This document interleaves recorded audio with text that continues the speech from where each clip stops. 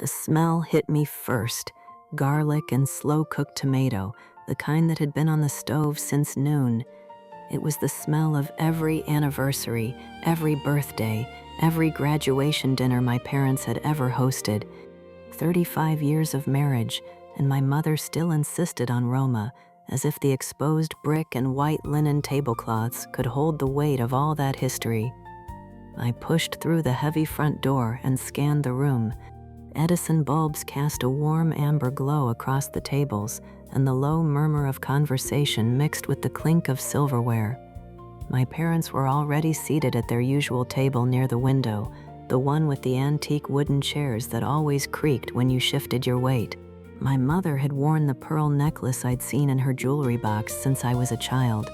My father sat with his back straight, his suit jacket still on despite the warmth of the room. They hadn't seen me yet. I stood near the host stand for a moment, letting my coat drip onto the worn floorboards, and watched them. My mother's hand rested on the tablecloth, her fingers tracing the edge of her water glass. My father checked his watch. The two of them looked like a photograph from another decade, one where the daughter was still engaged and the future was still neatly arranged. Then I saw Daniel. He was at a table across the room, seated with his parents and his younger sister. His back was to me, but I recognized the set of his shoulders, the way his hair was cut close at the nape. He was wearing a navy blazer. Of course he was. Daniel always dressed like he was on his way to a job interview he'd already aced.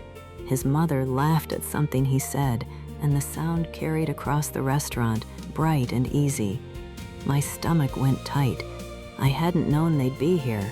My mother had mentioned the anniversary dinner, had mentioned the reservation, had mentioned how nice it would be to have the family together.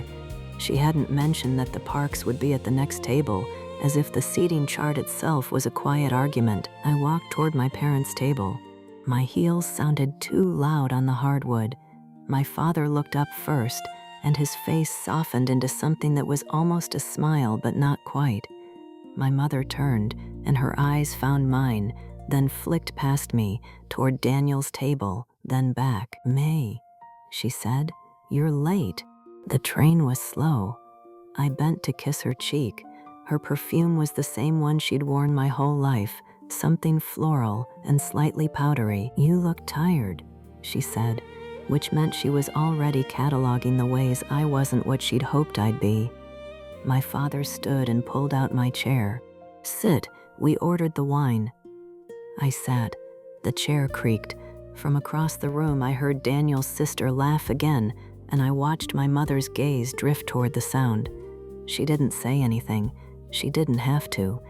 The whole evening was already laid out in front of me, the polite questions about my work, the careful silence around my personal life, the moment when Daniel would inevitably walk over to say hello, and my mother would look at me with that expression that meant, "See, he's still here. He's still waiting." I opened my menu and stared at the words without reading them. My pulse was a steady, insistent thing at my wrists. I could feel the shape of the evening pressing down on me, the same shape it had always had: dutiful daughter, promising future, the right kind of husband, the right kind of life. I'd been out of the engagement for 3 years, and my parents still set a place for it at every family dinner. "I'm going to get a drink," I said, and stood before either of them could protest. The bar at Roma was old school, a long slab of dark wood with a brass rail and a row of bottles backlit against the exposed brick. It was tucked away from the main dining room, which was why I'd always liked it.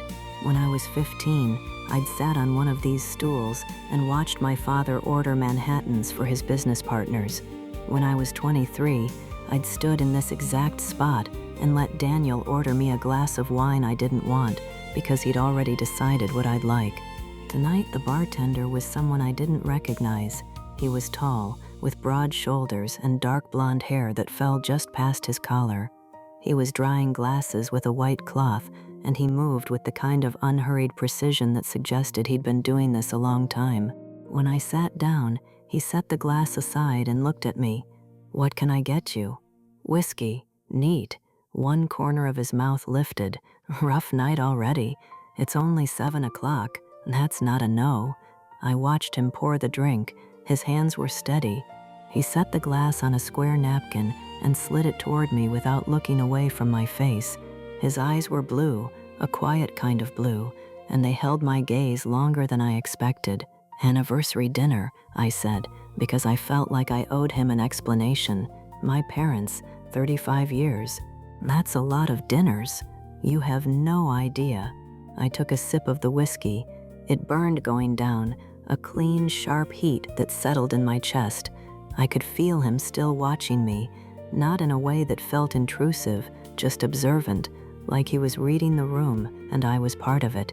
Then I looked past him, toward the dining room, and saw Daniel stand up from his table. He was heading toward the restrooms, which meant he'd pass right by the bar.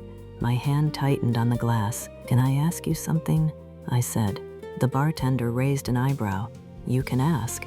"What's your name?" "Lucas." "Lucas," I said at once, like I was testing the weight of it. "Are you working the whole night?" "Until close. So you can't leave." He set down the cloth. "Is there a reason I'd need to?" I turned on the stool to face him fully. The whiskey had left a warmth in my throat, and maybe that was what made me say it. Or maybe it was the way he was looking at me, like he'd already figured out half the story and was waiting for the rest. "I need a boyfriend," I said. "For about 10 minutes. Lucas didn't blink. "That's a new one." "I'm serious. I can tell." He leaned one forearm on the bar. "You want to give me the short version?" I glanced toward the dining room. Daniel was still on his way back from the restroom, but he'd stopped to talk to someone at another table. I had maybe 2 minutes. "My ex-fiancé is here," I said, "with his family, at the next table over from my parents, who have spent the last 3 years hoping I'll come to my senses and take him back. My mother has been looking at me all night like I'm a problem she can't solve, and if I have to sit through one more meaningful glance, I'm going to walk into traffic." Lucas studied me for a long moment. Then he said, "So you want me to pretend to be your date?" "Just long enough to walk me back to the table, say hello, look convincing, and then what? And then you go back to pouring drinks, and I get through the rest of the night without my mother trying to seat me next to a man I broke up with 3 years ago." He didn't answer right away. He picked up the glass he'd been drying and turned it over in his hands. I could hear the low hum of conversation from the dining room, the clatter of plates, my own breath moving too fast. "You're asking a stranger to lie to your parents," he said. "I'm asking a stranger to stand next to me for 10 minutes and not say anything incriminating. That's a low bar. Are you in or not?" Lucas set the glass down. His mouth curved again, that same almost smile, but this time it reached his eyes. "What's your name?" "May." "May," he repeated, and I felt something shift in my chest at the way he said it, like he was trying it out, seeing how it fit. "So," I said. He untied his apron and folded it on the bar. "Give me 2 minutes. I need to tell the other bartender I'm stepping away." "You're serious?" "You asked." I opened my mouth and closed it again. I hadn't actually expected him to say yes. I'd expected him to laugh, or to give me a polite brush off, or to look at me the way people look at women who make strange requests in bars. But he was already moving toward the back, and his shoulders cut a clean line through the amber light, and I was suddenly, acutely aware that I'd set something in motion I didn't know how to stop. He came back a moment later without the apron. He'd rolled down his sleeves and run a hand through his hair, and he looked less like a bartender and more like someone who might actually be at this restaurant on purpose. "Ready?" he said. "You're really doing this. You sounded like you needed backup." He said it simply, without any weight, as if it were the most obvious thing in the world. "What's the story?" "The story? How did we meet?" I hadn't thought that far. I'd been running on impulse since the moment I saw Daniel's blazer, and now Lucas was standing in front of me, waiting for a script I hadn't written. "We met here," I said, "tonight. You were the bartender, and I came in looking for a drink and found a crisis instead." "That's not romantic. It's honest." He tilted his head. "How long have we been together?" "I don't know. A few months?" You don't sound sure. I'm making this up as I go. Then we've been together long enough that you don't have to be sure." He said it with a kind of easy confidence, and I realized he was better at this than I was. "One more thing," he said. "What's his name? The ex-fiancé, Daniel. And why'd you end it?" The question landed harder than I expected. I looked down at my whiskey glass, at the amber liquid and the single cube of ice I hadn't asked for. "That's a long story." "I've got all night." "You said 10 minutes." "I'm flexible." I met his eyes again. He wasn't pushing. He was just waiting, with that same patient stillness he'd had behind the bar. And I realized I didn't have an answer ready, not one I could give to a stranger, not one I'd even given to myself. "Let's just get through the dinner," I said. "The backstory can wait." Lucas nodded, and something in his expression shifted, a flicker of recognition I couldn't quite name. "All right, May, lead the way." I slid off the bar stool. My legs felt unsteady, but not from the whiskey, from the strange, giddy knowledge that I was about to walk back to my parents' table with a man I'd met 5 minutes ago, and that for the first time all evening, I wasn't dreading what came next. Lucas fell into step beside me, close enough that his sleeve brushed my elbow. The dining room opened up in front of us, all amber light and white linen, and the low murmur of a room full of people who had no idea what I was about to do. My mother looked up first. Her gaze went to Lucas, then to me, and her expression flickered through surprise, confusion, and something that might have been hope. I took a breath. "Mom, Dad," I said, "this is Lucas," and then I waited, with the whole room holding its breath, to see if the lie would hold. Lucas didn't hesitate. He slid his hand into mine, and the warmth of it traveled up my wrist before I could decide whether I wanted it to. "Lucas Brennan," he said, and his voice carried a calm I hadn't earned. "It's an honor to meet you both. 35 years is remarkable." My mother's eyes moved from his face to our joined hands and back again. I watched her perform the arithmetic of a stranger at her anniversary table, and I could almost hear the conclusion she was reaching. Almost. She offered a smile that was more reflex than warmth. "We didn't know May was bringing someone," she said. "I'm a last-minute addition," Lucas said. "May mentioned the dinner, and I didn't want her facing all this family scrutiny alone." My father nodded, the slow, deliberate nod of a man who had spent 35 years learning when to speak and when to let his wife handle the translations. "Welcome," he said. "Please, sit." And just like that, the lie had a chair at the table. The first 10 minutes were a performance I couldn't stop watching myself give. I laughed too quickly at things that weren't funny. I touched Lucas's arm with a familiarity I hadn't practiced. I answered my mother's questions about his job, his background, his intentions with the careful vagueness of someone who knew exactly how much to withhold. Lucas, beside me, was a steady presence. He didn't overplay the role. He didn't reach for my hand when no one was looking. He simply sat there, a man comfortable enough in his own skin to let the evening unfold around him, and I felt something in my chest loosen that I hadn't known was clenched. Then my mother asked about the wedding. "Not ours," I said too fast. "We're not. I mean, it's early." Lucas caught my eye, and the corner of his mouth twitched. "Very early," he said. "We're still in the arguing about where to order takeout phase." "The what phase?" my mother asked. "The phase where she wants Thai and I want sushi, and we spend 40 minutes negotiating like it's a trade deal," Lucas said. My father let out a short laugh, the kind that seemed to surprise even him.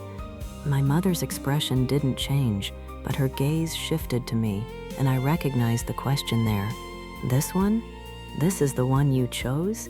I looked away after the entrees arrived, and the conversation turned to my father's business and my mother's garden and the safe, predictable terrain of family small talk. I excused myself. I told them I needed a drink. I told them Lucas needed a drink. I told them anything that would get me away from the table for 5 minutes. Lucas followed me to the bar. "You're terrible at this," he said, settling onto a stool beside me. "I know. The trade deal thing was a reach, mortifying, actually. I know. I pressed my palms against the cool wood of the bar. Thank you for not letting me drown alone. You're not drowning, he said. You're treading water in a very small pond full of very polite sharks. There's a difference.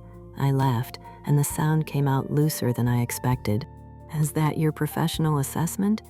That's my assessment as someone who's been watching family dinners from behind this bar for 3 years.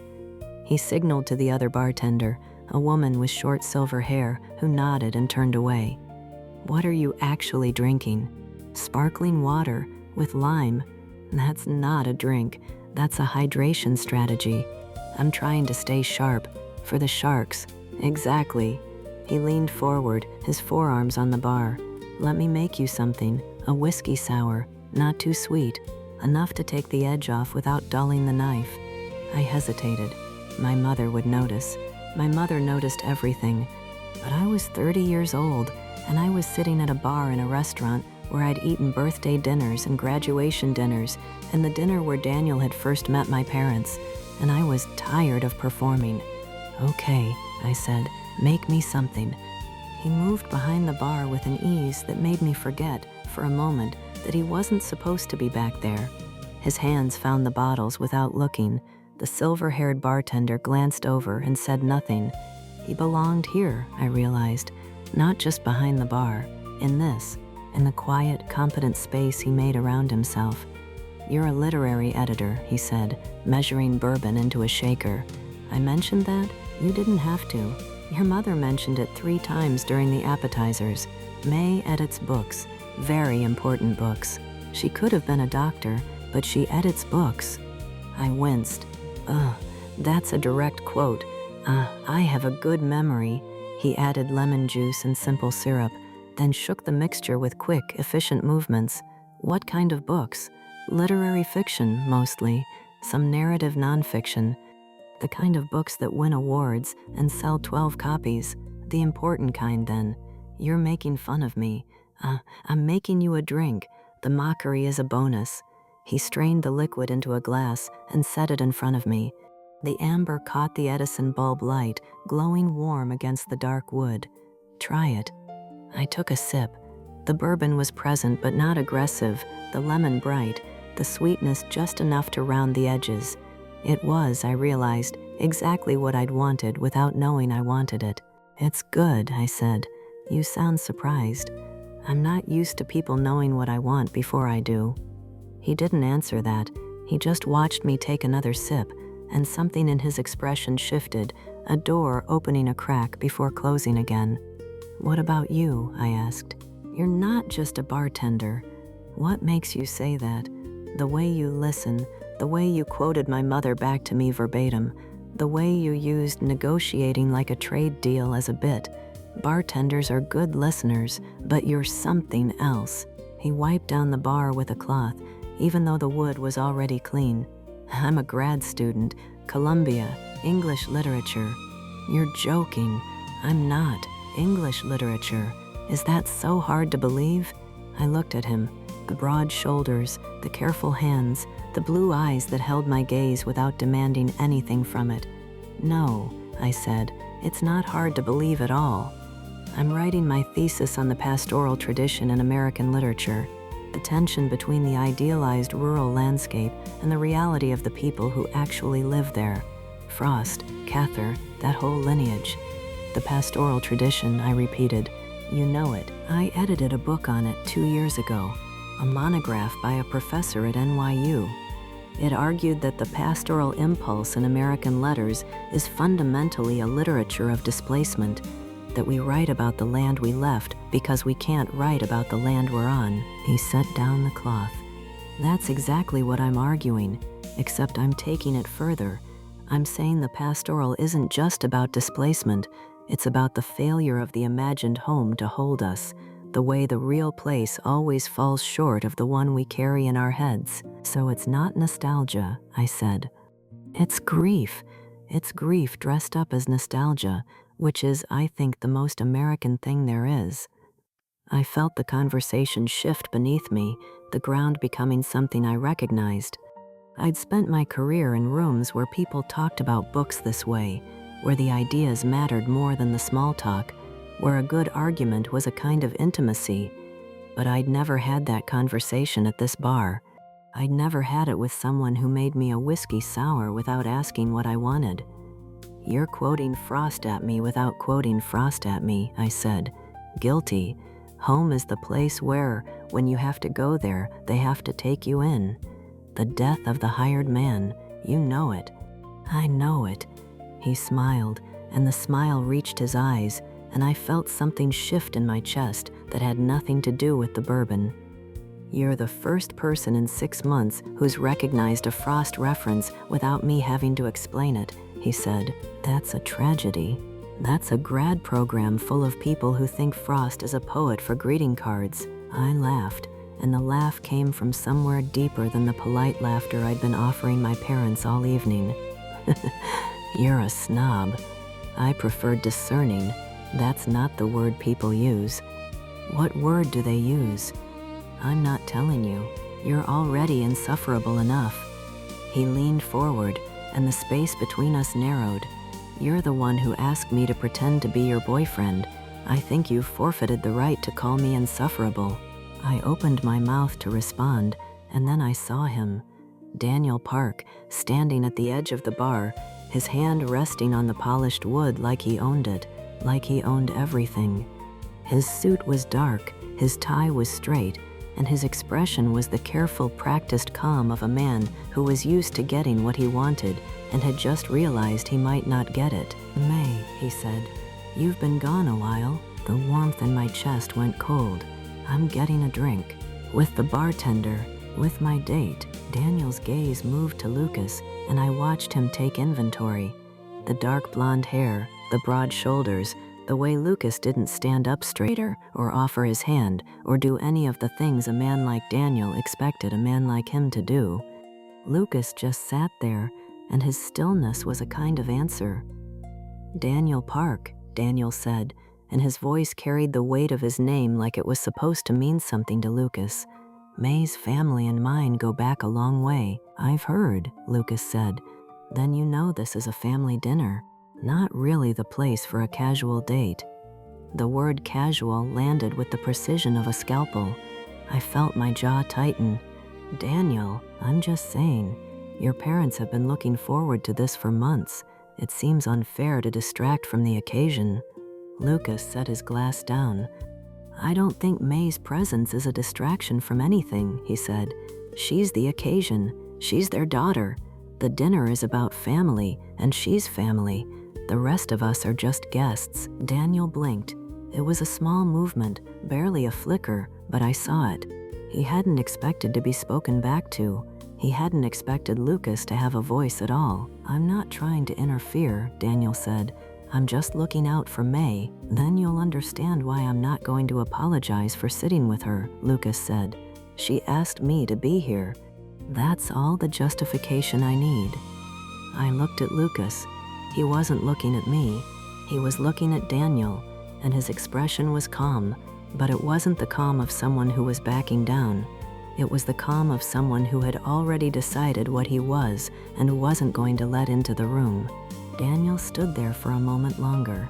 Then he nodded, a short, clipped movement, and turned back toward his table. He didn't look at me before he left. I let out a breath I hadn't realized I'd been holding. My hand was on the bar, and I looked down at it, at the way my fingers were curled against the wood. "You didn't have to do that," I said. "I know. He's not a bad person. He just thinks he knows what's best for me." "Does he?" I didn't answer. I couldn't.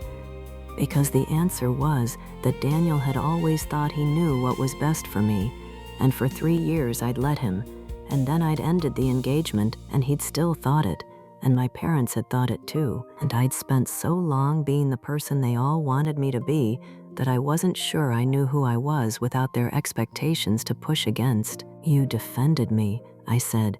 "You didn't claim me. You didn't say she's mine or back off or any of the things a guy in a bad romance novel would say. You just said I'd asked you to be here, like my choice was the only thing that mattered." Lucas picked up his own glass, something dark and neat that he'd poured for himself without my noticing. "Your choice is the only thing that matters," he said. "I'm not your boyfriend. I'm a guy you asked to sit with you for an evening. That's a favor, not a claim. Most men wouldn't see the difference. Most men aren't paying attention."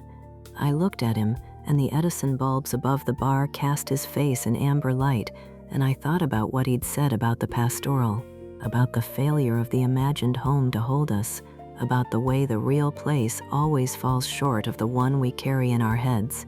I thought about Roma, this restaurant I'd been coming to since I was a child, this place that had always meant family and duty and the weight of what I owed the people who'd raised me. And I thought about how, sitting here with Lucas, it felt like something else, something I hadn't named yet. "How long can we keep this up?" I asked. "The pretense? Yes, as long as you want to. And if I don't know how long I want to?" He set his glass down. "Then you figure it out, and I'll be here until you do." I finished my whiskey sour. The glass was cold against my fingers, and the last sip was sharp and sweet, and I realized exactly what I'd wanted all along. Mrs. Chen's voice cut through the low hum of the dining room before I'd finished my last sip of whiskey sour. "Me, dessert is on the table." It wasn't a request. It never was. The words carried the weight of 35 years of marriage and the expectation that I would, as always, return to my designated seat and my designated role. I set the glass down and felt the cold linger on my fingertips. Lucas was watching me, his expression unreadable, but his body already angled toward the table, like he'd heard the same command I had. "Ready?" he asked. I wasn't, but I stood anyway, and he followed me back across the restaurant floor. The walk felt longer than it had an hour ago. The Edison bulbs cast their warm light over white linen tablecloths, and I could see my parents' faces before I reached them. My mother's expression was carefully arranged. My father's was unreadable in a different way, the kind of unreadable that came from years of practice in boardrooms and family dinners alike. Daniel's table sat 4 feet to our left. I didn't look at him. I knew he was watching. "Mom, Dad," I said, and the words came out steadier than I felt. "This is Lucas, my boyfriend." The word landed in the space between us like a stone dropped into still water. My mother's eyes flicked to Lucas, then back to me, then to Lucas again. She was cataloging him, the bartender's black shirt, the way he stood, slightly behind me but not hiding, the absence of a tie. "Lucas," my mother repeated, and her tone was polite but not warm. "Please, sit."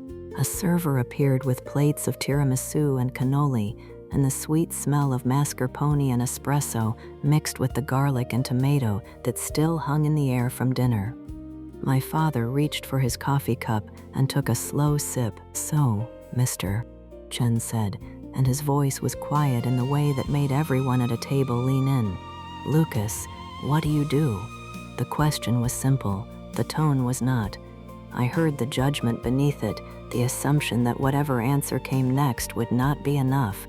My hand found the edge of the tablecloth and held on. "I'm a bartender here at Roma," Lucas said. "I've been working here for about 2 years." My mother's fork paused over her cannoli. She didn't say anything. She didn't have to. The pause was a sentence all by itself. "A bartender," my father said. He didn't look at Lucas when he said it. He looked at me. "That's an interesting choice." The word choice hung in the air, and I knew what he meant. He meant that I had made a choice 3 years ago to end things with Daniel, and now I was making another choice, and neither choice looked like the future he'd imagined for me. The tiramisu sat on my plate untouched, and I could feel Daniel's gaze from his table like a hand on my shoulder. My mother set her fork down. "Daniel just opened his second pharmacy location," she said, and her voice was light, conversational, as if she were commenting on the weather. "Park Pharmacy on Court Street. He's been very dedicated to building something stable." She didn't look at Lucas when she said it either. She looked at me, and her eyes held the question she'd been asking for 3 years. Why couldn't you just want what we wanted for you? The silence at the table stretched. I could hear the clink of silverware from other tables, the low murmur of other families having other conversations. My chest felt tight, and I recognized the feeling. It was the same one I'd had sitting at this exact table 3 years ago, telling my parents that the engagement was over. The fear that I was doing something wrong. The fear that I was something wrong. Then Lucas spoke. "I'm also a graduate student at Columbia," he said. "English literature. I'm finishing my thesis this spring." My mother's fork stopped moving. My father's coffee cup paused halfway to his mouth. I turned to look at Lucas, and I knew my surprise was visible on my face because I could feel it in my eyebrows, in the way my mouth had opened slightly. He hadn't told me this. At the bar, when we'd talked about Frost and the pastoral tradition, he'd mentioned editing a book 2 years ago, but he hadn't said he was studying. He hadn't said he was building something. "Columbia," my father said, and his tone shifted. Not approval, not yet, but something closer to recalibration. "What is your thesis on?" "The pastoral tradition in American poetry," Lucas said. "Frost, mostly. The way we construct ideas of home and belonging through landscape." He looked at me when he said the word belonging. Just for a second, just long enough that I felt it. My mother's expression didn't change, but her shoulders did. They settled, just slightly, the way they did when she was recalculating something. "That's a lot of school," she said. "What do you plan to do with that?" "Teach, eventually," Lucas said. "Right. I'm not in a rush to figure out the rest." "Not in a rush," my mother repeated, and the words were an echo of her earlier comment about stability, about Daniel's pharmacy, about the life she wanted for me. But the edge had softened, just barely. My father set his coffee cup down. "A graduate degree is respectable," he said, and the word respectable landed in the space between us like a concession he wasn't ready to make fully. "But bartending is not a long-term career. It pays the bills while I finish," Lucas said. "And it gives me time for books." I watched my father absorb this. His face didn't change, but his fingers tapped once against the side of his cup. I knew that tap. It meant he was thinking. It meant he hadn't decided yet whether to dismiss Lucas entirely. From Daniel's table, I heard the scrape of a chair. I didn't turn. I kept my eyes on my plate, on the tiramisu that was starting to melt at the edges, and I let myself feel the strange thing that was happening in my chest. It wasn't relief. It wasn't pride. It was something closer to recognition. Lucas had just told my parents something true about himself, something he hadn't had to share, and he'd done it to protect me from their judgment. He'd done it knowing they might still dismiss him anyway. My mother reached for her coffee cup. "Well," she said, "it's certainly a different path." Different. The word was a placeholder. It meant she hadn't decided yet. It meant she was still weighing Lucas against Daniel, the bartender against the pharmacist, the uncertain future against the stable one. I could feel the push-pull of it in my body, the way part of me wanted to defend Lucas, and part of me wanted to apologize for bringing him here, and part of me wanted to walk out of the restaurant entirely and never come back. "It's a good path," I said, and my voice came out quieter than I meant it to. "It's his path." Lucas looked at me. My mother looked at me. My father looked at me. And I realized I'd just said something I wasn't sure I'd ever said before. Not about Daniel. Not about the life my parents had planned for me. Not about any of the choices I'd made or unmade in the last 3 years. I'd defended someone else's right to choose. And in doing it, I'd defended my own. My father picked up his fork. "Eat your dessert, May," he said. "It's getting cold." It wasn't acceptance. It wasn't approval. But it was a pause in the interrogation, and I took it. I picked up my own fork and cut into the tiramisu, and the mascarpone was cool and sweet on my tongue, and I didn't look at Daniel's table. I didn't look at my mother's careful expression. I looked at Lucas, who was eating his cannoli with the same quiet steadiness he'd brought to everything else tonight, and I thought about what he'd said. The way we construct ideas of home and belonging through landscape. I thought about Roma, this restaurant that had been my family's tradition for as long as I could remember, and I wondered if it could be something else, if it could be a place where I learned to belong to myself instead of to their expectations. The thought was terrifying. It was also, I realized, the first thing I'd wanted in a long time that felt like it belonged to me. From the corner of my eye, I saw Daniel lift his wine glass. He wasn't drinking. He was watching, and his gaze was steady and calculating, and I knew he was cataloging the same tension I was feeling, the same uncertainty, the same question that had been hanging over this dinner since I walked in, whether I would choose what was expected of me or whether I would choose something else entirely. I set my fork down. The tiramisu was half finished. The whiskey sour was still warm in my memory, and Lucas was sitting beside me, and he'd told my parents something true about himself, and I still didn't know what I was going to do about any of it. But I knew I wasn't going to apologize, not for bringing him here, not for asking him to pretend, not for the way my chest felt when he said the word belonging and looked at me. "More coffee?" the server asked, appearing at my father's elbow. "Yes," my father said, "and more dessert for the table." The dinner continued. The plates were cleared and refilled, and I sat in my chair at my parents' 35th anniversary dinner and let the question hang unanswered, the weight of it both familiar and strange, like a door I'd been afraid to open finally showing me the shape of its key. The scrape of my father's chair against the floor pulled my attention away from the half-eaten tiramisu.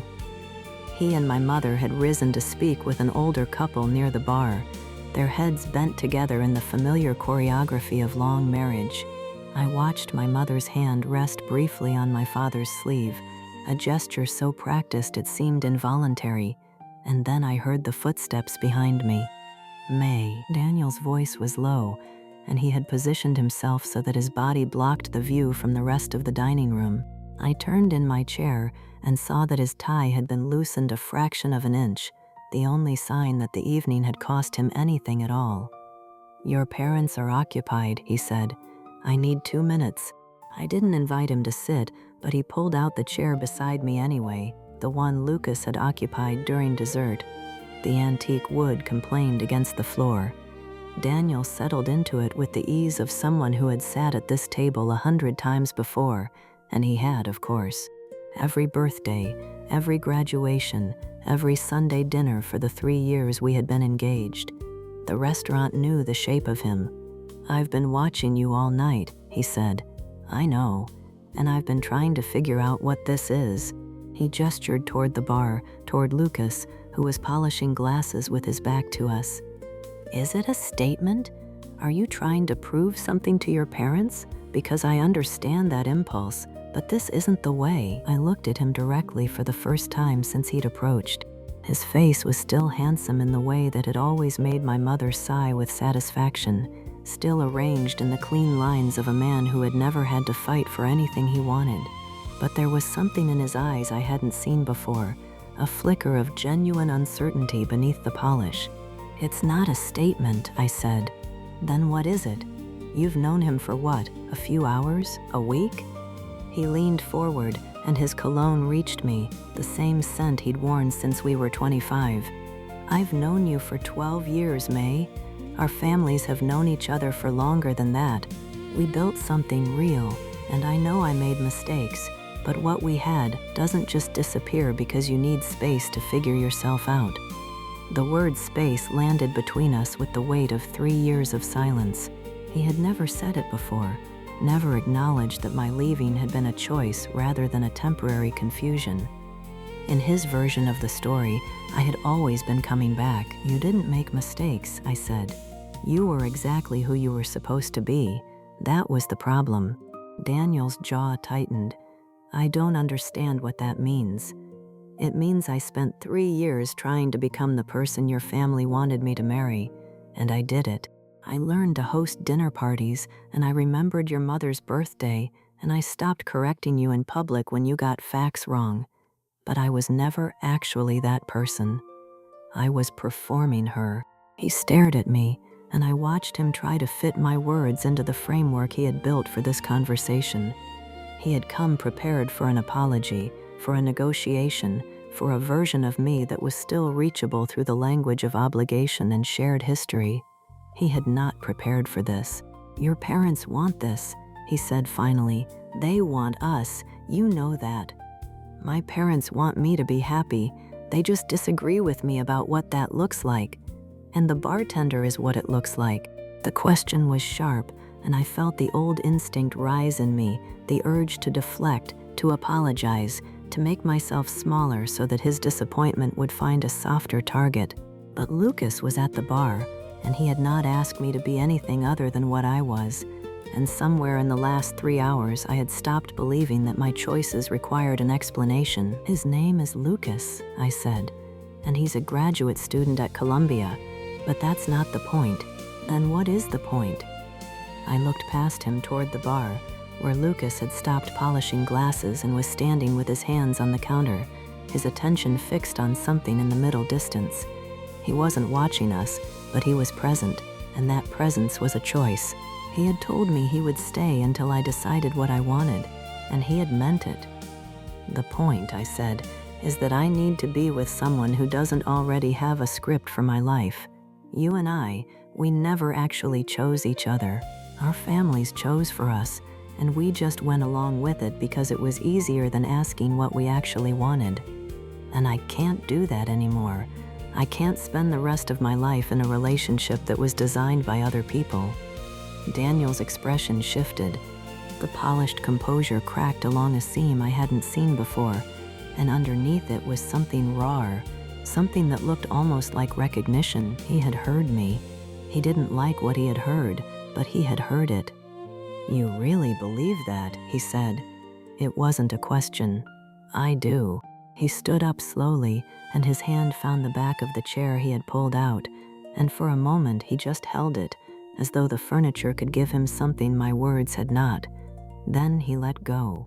"I hope you find what you're looking for," he said, and the words were formal, and they were not, and they were the first honest thing he had said to me in 3 years. He walked back to his table without looking at me again. I watched him go, and I felt the strange, hollow relief of a door finally closing, not slammed but shut, not in anger but in something closer to, finally, the truth. My parents returned to the table a moment later. My mother's gaze moved from my face to Daniel's retreating back, and I saw her register what had happened, the small contraction around her mouth that meant she was choosing not to speak. My father settled the bill with the waiter, and the ritual of departure began, coats retrieved, goodbyes exchanged with the older couple near the bar. My mother paused beside my chair. "We'll talk later," she said, and it was not a question. "I know." She pressed her lips together and followed my father toward the door. The restaurant exhaled around me, the last diners finishing their wine, the waitstaff beginning to reset the tables for tomorrow. The Edison bulbs cast their warm glass light across the white linen, and the exposed brick held the heat of the evening, and I sat alone at my parents' anniversary table and let the quiet settle over me like a coat I had finally been allowed to choose for myself. Lucas approached the table. He didn't ask what Daniel had said. He didn't ask if I was all right. He simply pulled out the chair across from me, the one my mother had occupied, and sat down. "The kitchen's closing," he said, "but I can get you a coffee if you want one." "I don't want coffee." "What do you want?" The question hung between us, and it was the same question he had asked me hours ago, and it meant something different now. I looked at him, at the steady blue of his eyes, at the way he had positioned his body so that I could see the door and the room and all the exits, at the fact that he had not once tonight asked me to be anything other than exactly what I was. "I want to walk home," I said, "and I want you to come with me." He nodded, and the gesture was simple, and it was not, and I understood that he had been waiting for me to ask. "Let me close out," he said, 5 minutes. He stood and walked toward the bar, and I watched him move through the restaurant that had been, for 3 hours, the stage for a performance I had not known I was capable of giving. But the performance was over now, and the restaurant was just a restaurant, and I was just a woman who had told the truth to her past and was waiting for her future to walk her home. I gathered my coat from the back of my chair and stood. The tablecloth was still white, and the chairs were still antique, and Roma on Court Street was still the place where my family had celebrated every milestone for as long as I could remember. But it was also the place where I had finally stopped pretending, and that made it mine in a way it had never been before. Lucas came back from the bar with his jacket slung over one arm. "Ready?" I nodded, and we walked toward the door together, and the night air outside was cold and clean and smelled of autumn leaves and the distant river. The street was quiet, the way Court Street gets after 10, when the restaurant's empty and the traffic thins and the neighborhood settles into its own private rhythms. Lucas fell into step beside me, and his shoulder was close to mine, and neither of us spoke, and the silence was not empty. It was full of everything we had not yet said, and everything we would. The coffee was terrible. Lucas had warned me before he poured it. He'd held up the bag of pre-ground beans from the bodega on the corner and said, "This is going to taste like regret and old newspaper." And I'd told him to pour it anyway because I didn't keep anything better in the apartment and I wasn't about to start pretending now. So we sat on the front steps of my building with two mismatched mugs, his a chipped ceramic thing that said "World's Okayest Bartender," and mine a plain white one I'd stolen from the office kitchen 3 jobs ago. The morning sun cut through the bare branches of the street trees and landed in long, pale stripes across the sidewalk. It was the kind of light that makes everything look rinsed clean, even the garbage bags stacked at the curb, even the two of us after a night we hadn't exactly slept through. I hadn't slept at all. I'd lain on my couch with the windows cracked open and listened to the buildings settle and thought about the way my mother had looked at me when I'd said goodnight. Not angry, not disappointed, exactly. Something worse, something that looked like resignation, as though she'd finally accepted that her daughter was a problem she couldn't solve. "You're doing that thing again," Lucas said. I looked over at him. He was leaning back against the step above him, his long legs stretched out toward the sidewalk, and the cold had brought some color into his face. "What thing?" "The thing where you go somewhere else in your head and leave the rest of us behind." He took a sip of his coffee and winced. "God, this really is terrible." "I told you." "You did. I didn't believe you. That's on me." I wrapped both hands around my mug and let the heat sink into my palms. The ceramic was almost too hot to hold, but I liked that. It gave me something to focus on besides the fact that Lucas Brennan was sitting on my steps at 8 in the morning, and that he'd walked me home the night before without asking for anything, and that I'd invited him up for coffee and then changed my mind at the door and asked if we could sit outside instead. I wasn't ready to let him into my apartment. I wasn't ready to let him into a lot of things, but he just nodded and said sure, and sat down on the cold concrete like it was the most reasonable request he'd ever heard. "My mother thinks you're a bartender," I said. "I am a bartender. She thinks that's all you are." Lucas turned his mug in his hands. The steam curled up between us and dissolved into the morning air. "Your mother thinks a lot of things about a lot of people. I got that impression. She thinks Daniel is a pharmacist, a successful one, 2 locations." I heard my voice go flat on the words, the way it always did when I talked about Daniel, as though I were reading from a brochure I'd memorized years ago and couldn't throw away. "She thinks that's all he is, too. That's the problem. She thinks people are their resumes, their salaries, their family names. She thinks I should be those things also. And you don't want to be. I don't know how to be." I set my mug down on the step beside me. The concrete was cold and gritty under my fingers. I tried. For 3 years I tried. I wore the right dresses to the right dinners, and I smiled at the right people, and I let Daniel tell me what our life was going to look like, and none of it ever felt like mine. It felt like a part 1 was playing in someone else's story. I stopped. I hadn't meant to say that much. I'd meant to make a joke about the coffee, about the absurdity of the whole previous night, about the way my father had asked Lucas what he did for a living and then sat back in his chair like a man who just confirmed a suspicion. But the words kept coming, and I didn't stop them. When I broke off the engagement, I said, my mother didn't speak to me for 6 weeks. Not angry silence, mourning silence, like I'd died and she was grieving me. And then she started calling again and asking if I'd met anyone. And every time I said no, she'd say Daniel is still single, like she was offering me a coupon that hadn't expired. Like the only reason I'd left him was that I hadn't understood the terms of the deal. Lucas didn't say anything. He just sat there with his terrible coffee and his thoughtful blue eyes and let me talk. I realized, somewhere in the middle of my third sentence, that no one had ever done that before. Daniel had always interrupted. My mother had always corrected. My father had always changed the subject to something safer, something that didn't require him to look at his daughter and see a stranger. It didn't feel like me, I said finally. The whole thing, the engagement, the wedding plans, the life we were supposed to have. It felt like a script someone else had written and handed to me and said, here, this is your part. And I kept waiting to feel like myself in it, and I never did. So I left. That's the real reason, Lucas said. It wasn't a question. That's the real reason. He nodded slowly, and something in his face shifted. Not surprise, recognition. My father wanted me to take over the family business, he said. He runs a construction company up in Vermont. Small operation, but it's been in the family for 3 generations.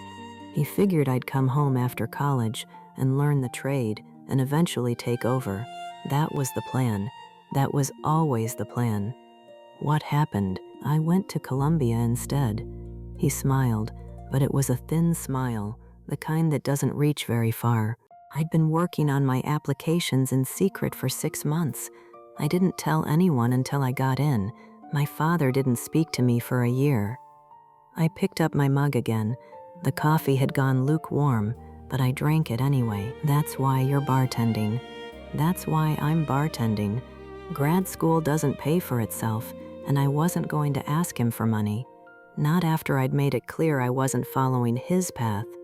He looked down at his mug, at the words printed across the ceramic. He still thinks I'm going to come back eventually. Finish the degree and come home and run the business. He doesn't understand that I'm already doing what I want, that this is the path, that I chose it. The pastoral tradition, I said. The pastoral tradition. He laughed, a short, surprised sound. You remembered. I edited a book on it 2 years ago. Jamison on the American Pastoral. I didn't understand half of it, but I remembered the title. You're the only person I've met in 6 months who recognized a Frost reference. That's because you're bartending in the wrong neighborhood. He laughed again, and this time it was a real laugh, the kind that reaches his eyes and stays there. Maybe, or maybe I'm bartending in exactly the right one. I felt my face go warm. I looked away, down the street toward Court Street, where the morning traffic was starting to pick up and the delivery trucks were pulling up to the restaurants and the whole neighborhood was shaking itself awake. Somewhere a few blocks over, my parents were probably sitting at their kitchen table drinking tea and not talking about what had happened the night before. My mother would be composing her next phone call in her head. My father would be reading the paper and pretending he wasn't thinking about it. And Daniel would be at his pharmacy or his second pharmacy or wherever he went when he wasn't at dinner parties trying to win back a woman who'd already told him no 3 years ago. I didn't know his schedule anymore. I didn't have to know it. That was the point. Last night, I said. The whole thing, the pretend boyfriend, the dinner, my mother's face when I introduced you, that was the most absurd thing I've ever done. It was pretty absurd. I asked a stranger to lie for me. I walked up to a bartender I'd met twice and asked him to pretend to be my boyfriend for 10 minutes so my mother would stop looking at me like I'd failed at the only thing that mattered. And then it wasn't 10 minutes. And then it wasn't 10 minutes. Lucas set his mug down on the step beside mine. The two mugs sat there side by side, his chipped and ridiculous, mine plain and stolen, and the steam rose off both of them and mixed together in the cold air. "I wasn't pretending," he said. I looked at him. "What?" "Last night, at the restaurant, after the first 10 minutes. I wasn't pretending anymore." He said it carefully, the way you say something you've been holding for a long time and aren't sure is ready to be let go. I don't know when it stopped being a performance. Maybe when you told me about the frost. Maybe when your father asked me what I did for a living and I realized I wanted him to approve of me. Not because I cared what he thought, but because I cared what you thought. Because I wanted you to look at me and see someone worth defending. "I did," I said. "I do. I know." He turned toward me on the step, and his shoulder was close to mine, the way it had been the night before when we'd walked down Court Street in the dark. "I know you do. That's why I'm still here." I didn't say anything. I couldn't. My throat had gone tight, and I was not going to cry on the front steps of my building at 8 in the morning with a mug of cold coffee in my hands and a man I'd known for less than 24 hours sitting beside me. I was not going to do that. "I want to take you out," Lucas said. "A real date, not a performance, not a favor, not because your ex-fiancé is sitting at the next table and you need a shield. Because I want to sit across from you at a restaurant where no one is watching and no one is judging and no one expects anything from either of us except what we actually are. You're asking me on a date. I'm asking you on a date." I looked down at my mug, at the chip in the rim where the glaze had worn away, at the coffee grounds that had settled at the bottom. Then I looked up at the street, at the bare branches and the pale morning light, and the delivery truck that was backing into the alley across the road with a beeping sound that was, objectively, the least romantic noise in the world. "Yes," I said. "Yeah? Yes. I want that. A real date. No parents, no ex-fiancés, no performances." I turned to face him, and my knee bumped his on the cold concrete step. "Just us. Just this. Whatever this is. I think we both know what this is, maybe, but I want to find out for sure." Lucas smiled. It was the kind of smile that started slow and then took over his whole face, and I realized I'd never seen him smile like that before. At Roma, he'd been careful, polite, the kind of bartender who knows how to make conversation without giving anything away. This was different. This was someone who had stopped performing and didn't care who saw it. "Friday," he said. "I'm off at 7. There's a place in Cobble Hill, small, quiet, no exposed brick, no Edison bulbs, no white tablecloths, just good food and a wine list I actually trust. You've thought about this. I've been thinking about it since you walked into Roma last night and asked me to lie for you." I laughed, and the sound surprised me. It was a real laugh, the kind I hadn't made in years, the kind that comes from somewhere deeper than politeness. "Friday," I said. 7. I'll be there. I'll pick you up. You don't have to. I know I don't have to." He stood up and stretched, and his jacket rode up over his shoulders, and I saw the way the morning light caught the edge of his jaw. "I want to.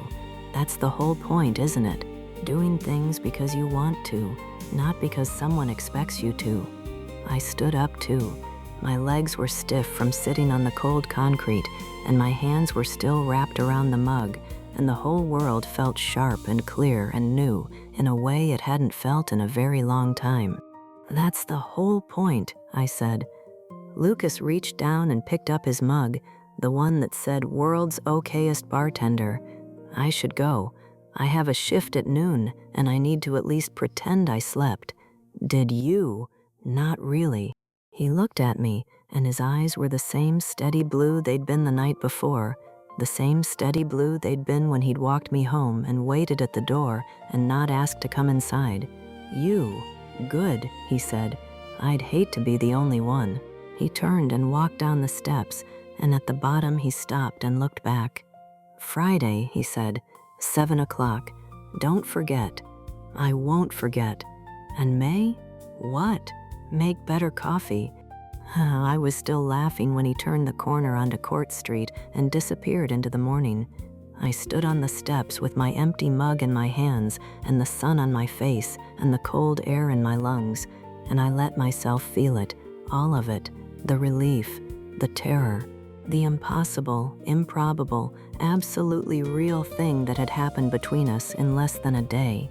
Then I went inside, and I washed the mugs, and I put them both in the drying rack side by side, his chipped, ridiculous one, my plain, stolen one, and I left them there, and I didn't think about what my mother would say when she found out, and I didn't think about what Daniel would do when he realized I wasn't coming back, and I didn't think about anything except Friday at 7 in a restaurant with no white tablecloths and a man who had asked me on a real date because he wanted to, not because anyone expected him to. I left the 2 mugs in the drying rack for 2 days. Every time I walked into the kitchen, I saw them, and I learned the same 2 things over again. The first was that sometimes the absurd thing is the honest thing.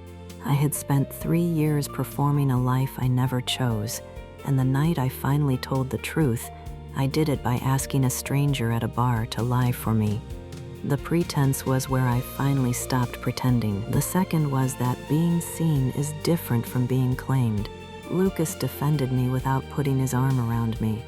He sat across from me without holding my hand under the table. He walked me home without asking to come inside. He saw exactly who I was, and he kept his hands open.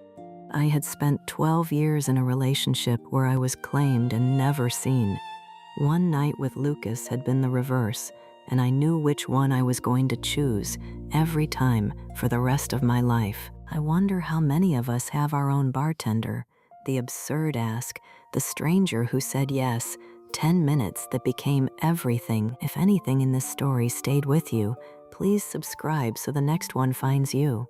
New stories every week, first person, slow burn, the small absurd moments that turn out to mean the most. Thank you for being here. Until next time, love, Isabelle.